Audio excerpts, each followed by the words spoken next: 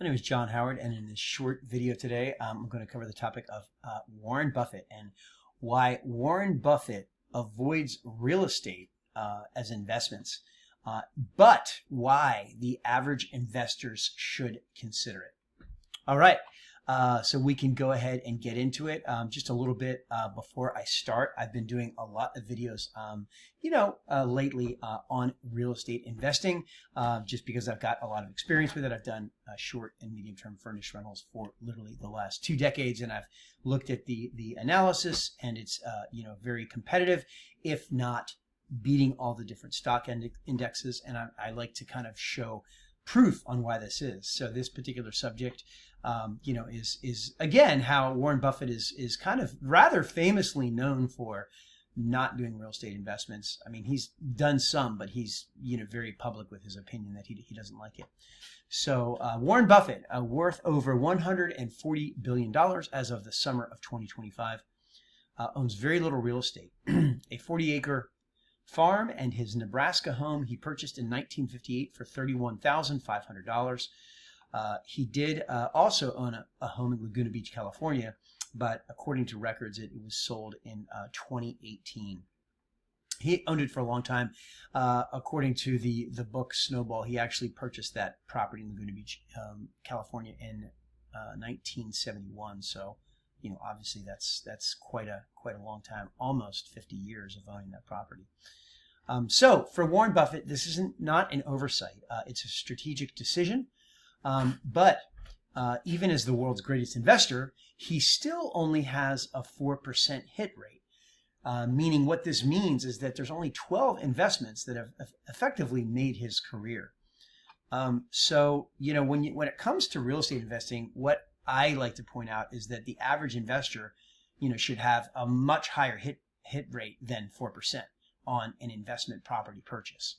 And even as the greatest investor in the world, he's really only doubling the S&P 500 every year consistently, going back to the start of Berkshire Hathaway, which is 1965, which is 19.9% annually. 1965 until the end of 2024. If you want to see the site, what I could do is, maybe what I'll do is at the end of this video, I'll do a second video where I show you this information in Bankrate, one of the sources I used to reference for this research. Okay, so here is why Warren Buffett passes on real estate. Number one, being a landlord is hard work.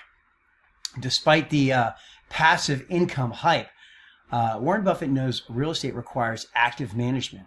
Property maintenance, tenant issues, and constant oversight demand significant time investment. In a 2012 interview, he admitted he'd buy more real estate, quote, if there was an effective way to go around the management aspect of it, unquote. For someone who values time as his most precious asset, the hands-on nature of real estate investing simply doesn't align with his priorities. Number two, it's outside his circle of competence. Buffett built his fortune by staying within his expertise, which is insurance, financial services, consumer goods, and retail. He's very aware that his legendary stock picking skills don't automatically translate into real estate success. Now, here's another quote.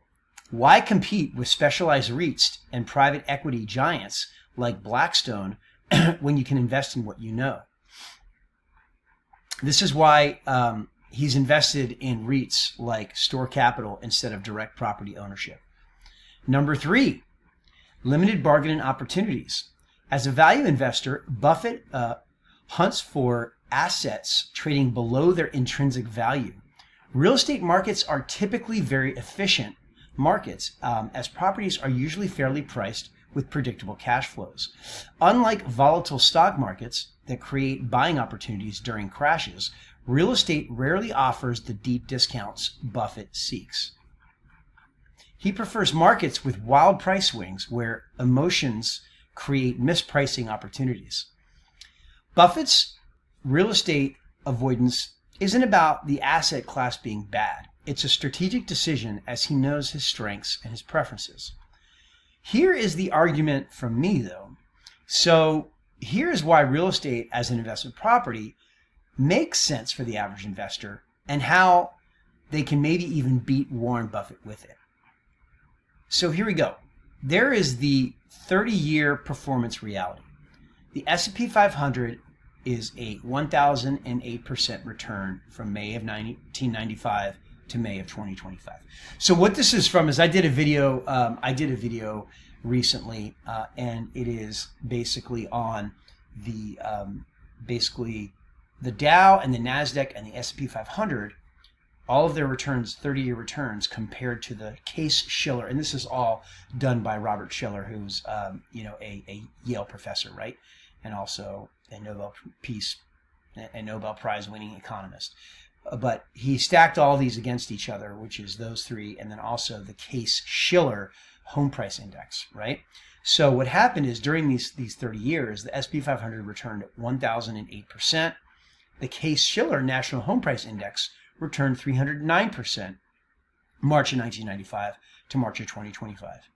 If Warren Buffett doubles the S&P 500, this is a 2,016% return in 30 years. And oh, by the way, according to the research that I did, Warren Buffett and Berkshire Hathaway, they actually just slightly underperformed a doubling of the S&P 500. But for the purposes of today and this content today, let's just say they doubled the S&P 500 over 30 years. So that's a 2,016% return in 30 years, or around a 21x, right? So let's just say you take 10% and put it as a down payment on a property and you move into it, and a year later you move out and you convert it to an investment property, right? That 309% Case-Shiller Home Index appreciation is actually a return of 3,090%, or 31x. In case you're not really clear on that, the reason why it's a 3,000% return is you're putting 10% down on a $500,000 property. I'm just using that figure. The property probably would not have cost you, $500,000 back in 1995, but it's easier to visualize these numbers, right? So the $500,000 property, you put $50,000 down or 10% down, you 30x that or you 31x that, that's going to be roughly 1.5 million, right? So that's where that comes from. You put 10% down, you live in it for a year, and then you rent it for 29 years.